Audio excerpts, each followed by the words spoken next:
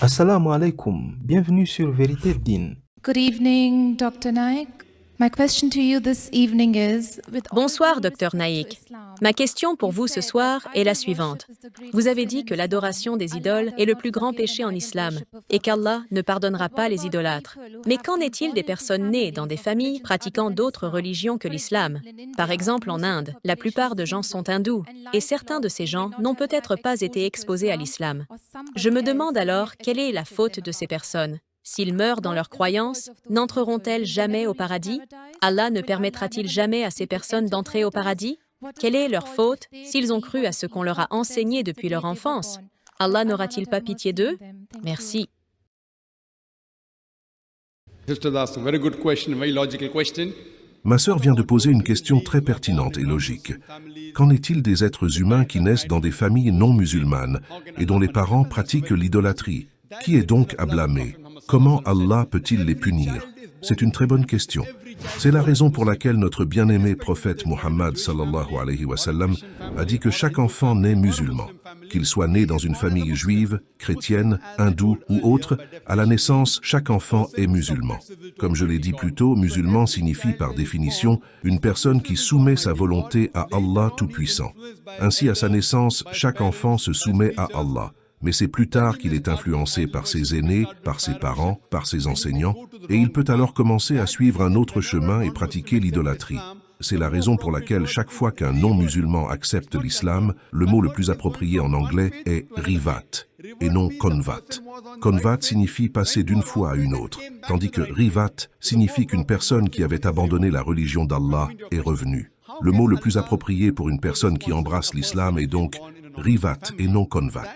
Avant de répondre à votre question, je vais signaler que si un enfant naît dans une famille non musulmane et s'il meurt avant d'avoir atteint la maturité, cet enfant entre au paradis car tous les enfants sont musulmans.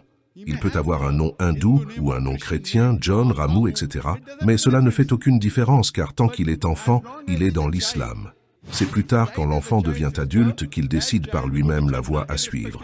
C'est pourquoi quand un enfant commet un délit, le tribunal est indulgent, mais quand il devient adulte, il ne peut pas dire « j'ai volé parce que c'est mon père qui me l'a appris ». Il doit être tenu responsable de ses actes. Maintenant que j'ai clarifié cela, laissez-moi répondre à votre question. Comment Allah peut-il tenir pour responsable une personne née dans une famille non musulmane? En effet, une fois qu'une personne devient adulte, il est de son devoir de trouver la vérité et de la suivre.